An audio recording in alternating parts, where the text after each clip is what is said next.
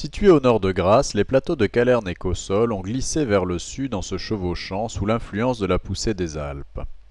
Au front du chevauchement de Calerne, on observe des failles dont la fraîcheur pourrait être le témoin d'une activité récente.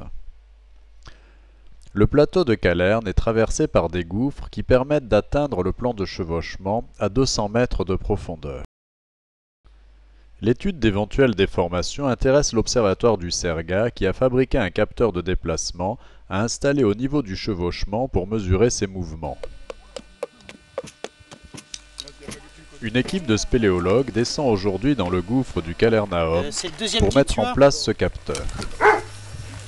Un équipement important est nécessaire pour mener à bien cette opération. En plus des cordes, l'équipe doit descendre batterie, perforateur et cheville pour fixer le capteur, ainsi qu'un ordinateur pour programmer l'appareil qui est destiné à rester un an au fond du gouffre.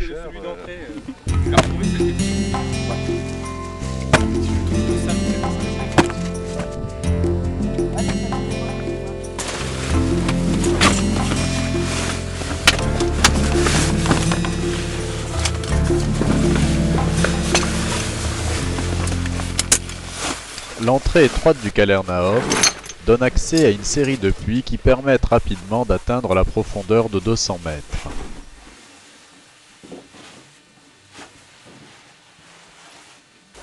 Les techniques de la spéléologie alpine qui permettent la descente et la remontée sur corde unique sont aujourd'hui couramment utilisées. Vers 100 mètres de profondeur, on atteint une zone où des déformations tectoniques apparaissent. Donc on voit les fractures. Et ici, il y en a deux ici. Il y en a aussi vers là-bas. Et là, on voit très bien qu'il y a les compressions qui ont été comprimées. Je calme. Ouais, vas-y. Voilà, c'est bon. Putain, glisse. Là, ici, sur la gauche, on voit un système de fracture qui affecte le pilier. Là, on voit des lames. Ah ouais, là c'est clair, c'est un mouvement tangentiel. Là. La série de puits se termine par une verticale de 80 mètres.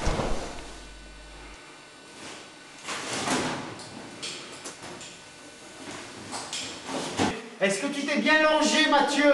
Non. Renaud, ton record de 12 minutes pour passage de nœud peut être battu. Comme un bar tabac. L'ordinateur arrive sans encombre à la base des puits. Eh, il n'est que deuxième, mais c'est pas mal. On l'applaudit bien fort, ouais.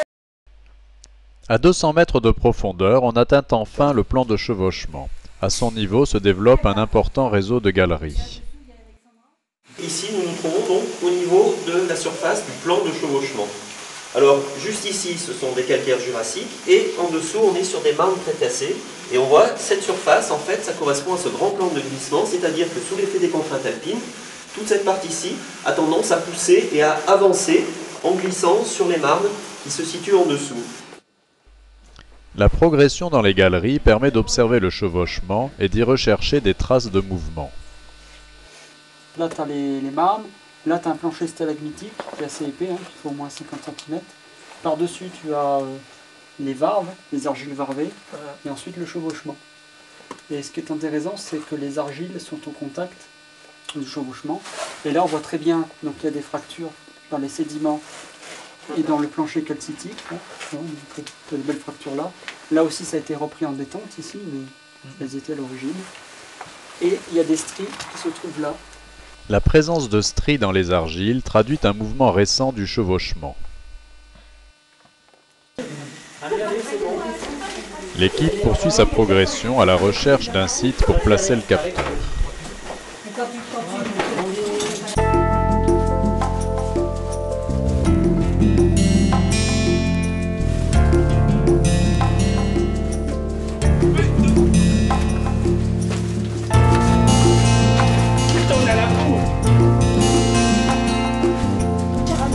Ça c'est. Prends-le.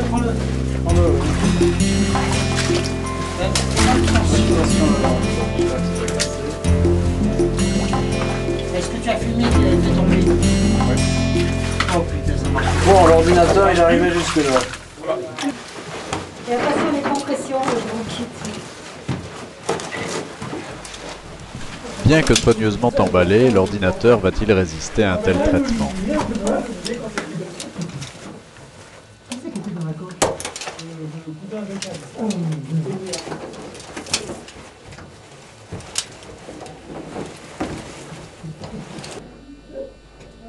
À 250 mètres de profondeur, une stalagmite inclinée confirme l'existence d'un mouvement récent.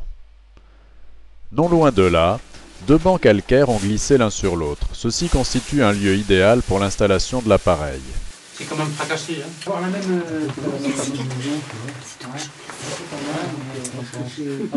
Il se croit beau, lui. Ouais, c'est la brochette des spéléologues. On peut même prendre la petite dame qui est à côté. Voilà. Moi, il y a un truc que j'ai pas bien vu encore, c'est le chevauchement. J'ai pas vu le chevauchement. Il est là.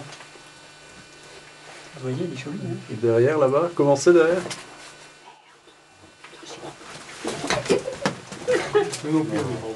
Tu vas t'emballer sur une Voilà, il y a. Désolé que je te Et on s'était dans les rangs derrière. Il y a de sacré écaillage, hein, ouais. Sacré caillage. Hein. Ouais. Pour le mouvement, là, on voit bien, hein, c'est vraiment bien nord-sud. Il y a bien les stries. Donc, ce qu'il faudrait, c'est qu'on mette une platine ici et qu'on mette l'autre platine de l'autre côté en face et qu'on arrive à coincer l'appareil entre les deux. 50 cm pour agir à peu près. C'est que Renault, c'est Entre 40 et 50. Oui, en gros, on fait 40 et 50, donc... Est-ce qu'il a l'essence, ton appareil? Non, non, il a On un peu pas de de sens. C'est ça 40, c'est impeccable. On va pouvoir allonger, hein, on met là, Non, c'est bon. comme ça. Les butées, Les butées, on peut les régler aussi. on va les mettre à moitié pour le réglage? Il y a des films, là. Les deux. Oui, oui, oui.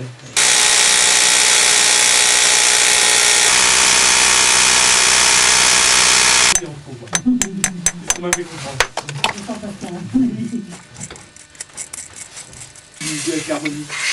Je les ai fait. Ah, non, mais... On t'en filme pas, là, c'est bon. T'as l'impression qu'il y avait du silence.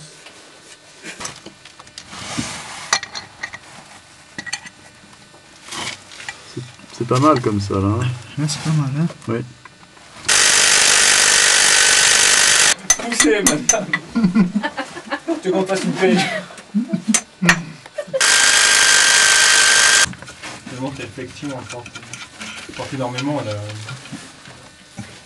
Ouais. T'as remarqué, vous connaissez. C'est avec des gens comme ça que la technique avance que Il a pas mis sur l'ordinateur. Il y a un drôle de bruit là-bas. Fallait bien que ça serve. il était vautré sur le portable. Il a trouvé un bon de caravane. Heureusement, l'ordinateur n'a pas souffert et la programmation peut débuter. C'est ta pique souris, oui. Tu peux me brancher sur les Pokémon? J'ai déjà pris pêche. Il y a marqué Windows ne parvient pas à activer le... Silence, silence! On l'a, ça y est. C'est comme au concert des Rolling Stones. Là, 0,2. On va le mettre à mi-course, hein, ça fait 1. Comment tu sais que ça fait un? Parce qu'il va de 0 à 2 volts. Putain que c'est beau. 0,7. Prévu pour fonctionner pendant un an, l'appareil pourra mesurer des déplacements de l'ordre du centième de millimètre. Nous espérons ainsi prouver que le plateau de Calerne poursuit son mouvement vers le sud, débuté il y a quelques millions d'années.